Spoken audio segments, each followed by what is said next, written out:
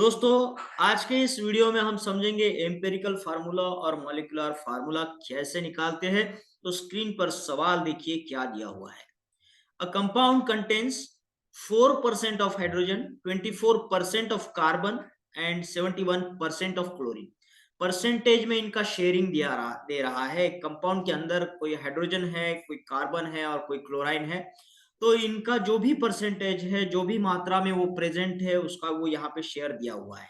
और आगे बोल रहा है उस कंपाउंड का जिसके अंदर ये हाइड्रोजन, कार्बन और क्लोरीन इतने परसेंटेज में प्रेजेंट है, उसका मोलर मास कितना है? 98.96 ग्राम है।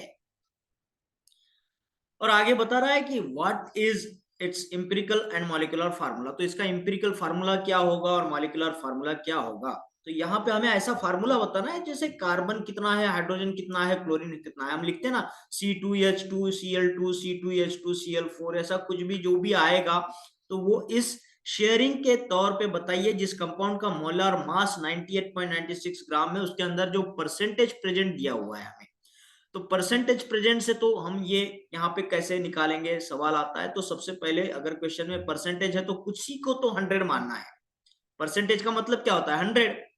100 में 4 हाइड्रोजन, 100 में 24 कार्बन, 100 में 71 क्लोरीन। तो हम क्या करते हैं, इसके मोलार मास को 100 मान लेते हैं। तो molar mass of compound is 100 मान के चलते हैं हम। 100 ग्राम का मोलार मास का कंपाउंड है जिसके अंदर 4% हाइड्रोजन दिया हुआ है, 24% कार्बन दिया हुआ है, क्लोरीन जो है 71% दिया हुआ है। ये जो लाल कलर में लिखा है ना, ये प्रॉब्लम में ही दिया हुआ है ऑलरेडी। तो जब कंपाउंड को ही 100 ग्राम मान लिया तो इस परसेंटेज को हटाए, इसको भी ग्राम कर दो। 4 ग्राम, 4% बोला है तो 4 ग्राम करेंगे, 24% बोला है तो 24 ग्राम करेंगे, 71% बोला है तो 71 ग्राम करेंगे, क्योंकि हमने कंपाउंड को ही 100 मान लिया है। ठीक है, तो 100 में 4 ग्राम इसका, 100 में 24 ग्राम कार्बन का, 100 में 71 ग्राम क्लोरीन का आ जाएगा। लेकिन यहाँ पे आपको पता है 1 मोल ऑफ हाइड्रोजन का वजन कितना होता है? 1 ग्राम होता है। 1 मोल ऑफ कार्बन का वजन कितना होता है? 12 होता है। और 1 मोल ऑफ क्लोरीन का वजन कितना होता है? 35.5 ग्राम। ये हमें पता होना चाहिए। ठीक है, ये हमें पता होना चाहिए। 1 मोल, हर एलिमेंट का 1 मोल का वजन हमें पता होना चाहिए। तो यहाँ पे आपको 1 मोल का तो वजन आ गया। ठीक है, हाइड्रोजन का आया 1, कार्बन का 12, क्लोरीन का 35.5 ग्राम 1 मोल का आया। तो मुझे बताइए यहाँ पे हाइड्रोजन का इतना ग्राम में कितना मोल हाइड्रोजन प्रेजेंट है। तो हमें पता है 1 मोल मतलब 1 ग्राम हाइड्रोजन होता, तो 4 ग्राम में कितने आएंगे? 4/1, तो 4 मोल्स आ जाएंगे।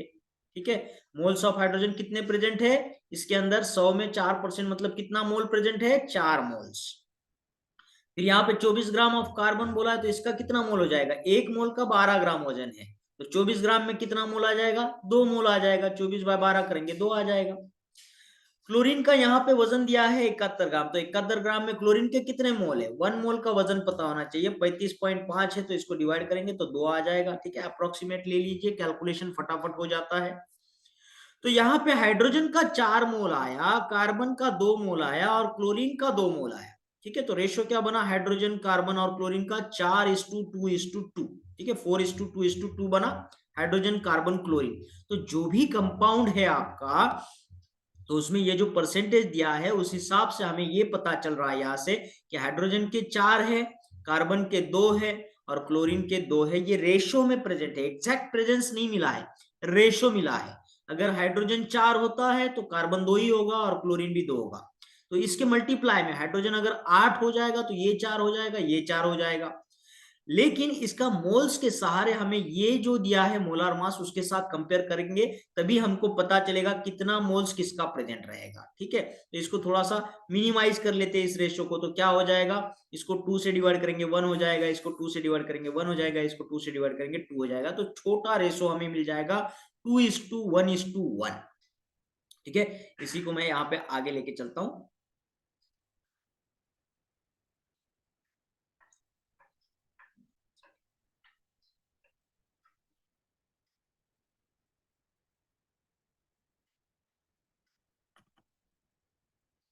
तो यहाँ पे देखिए मैंने वही प्रॉब्लम को यहाँ दोबारा लिखा हुआ है ताकि हमें प्रॉब्लम्स यहाँ पे दिखे। तो हम आए हैं यहाँ पे moles of hydrogen is two moles of carbon is two moles of chlorine. तो जैसे आया 4 mole of hydrogen, 2 mole of carbon और 2 मोल ऑफ क्लोरीन। तो इसको थोड़ा छोटा करेंगे, छोटे तौर पे क्या बनेगा 2:1:1, 2 से डिवाइड किया, कुछ नहीं किया है, 2:1:1 बना।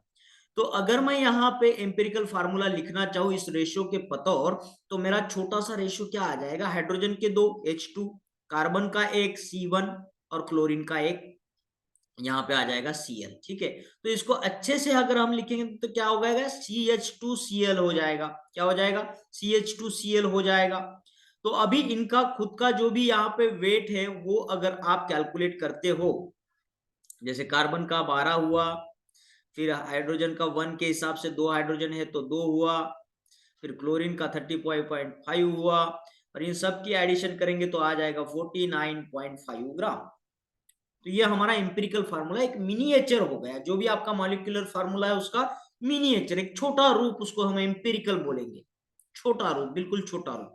तो बड़े पैमाने पे आपको दिया है molar mass of compound is 98.96 ग्राम, ये तो आपको दिया हुआ है प्रॉब्लम में, रेड कलर में मैंने इसलिए लिखा है कि प्रॉब्लम में दिया हुआ है। तो एम्पिरिकल फार्मूला 49.5 है, यहाँ पे मोलर मास ऑफ कंपाउंड 98.96 होना चाहिए।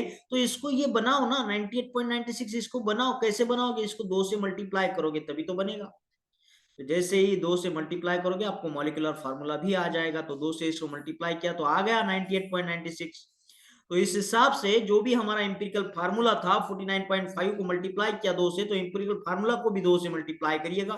तो 2 से मल्टीप्लाई करेंगे CH2Cl को, तो क्या हो जाएगा, कार्बन के 2 आ जाएंगे, हाइड्रोजन के 4 आ जाएंगे और क्लोरीन के 2 आ जाएंगे। तो ये हमारा सही यहाँ पे आंसर हो जाएगा, ये इसका मॉलिक्यूलर फार्मूला हो जाएगा, ये इसका एम्पिरिकल फार्मूला हो जाएगा।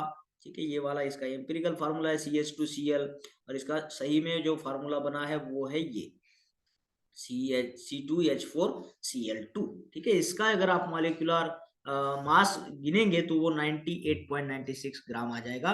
तो जो कंपाउंड इन्होंने बोला है, ऐसा कंपाउंड बताओ जिसका वजन 98.96 ग्राम हो, जिसमें हाइड्रोजन प्रेजेंट हो, कार्बन प्रेजेंट हो और क्लोरीन प्रेजेंट हो, और उतना ही प्रेजेंट हो जितना प्रतिशत यहाँ पे बताया है। तो ऐसा प्रतिशत वाला जो मॉलिक्यूलर फार्मूला बनेगा, कंपाउंड जो बनेगा वो है C2H4Cl2। ठीक है, डाइक्लोरोइथेन बोलेंगे इसको, डाइक्लोरोइथेन मॉलिक्यूल। ठीक है, 2 कार्बन है तो इथेन और क्लोरीन 2 है तो डाइक्लोरोइथेन हो जाएगा। ठीक है, तो इस तरीके से आपने प्रॉब्लम्स को सॉल्व करना है। आशा करता हूं इस वीडियो को आपने एंजॉय किया होगा, आपको पसंद आया होगा। अगर ऐसा हुआ है तो इस वीडियो को लाइक करिए, शेयर करिए, कमेंट बॉक्स में कमेंट करिए दोस्तों, बेल आइकन को प्रेस करिए ताकि आने वाले वीडियोस का आपको नोटिफिकेशन मिले और आपकी केमिस्ट्री और भी अच्छी बनती जाए और साइंस में आप आगे बढ़ो और आपकी तरक्की हो दोस्तों। तो फिर मिलते हैं एक और खास शानदार वीडियो में, तब तक के लिए थैंक यू।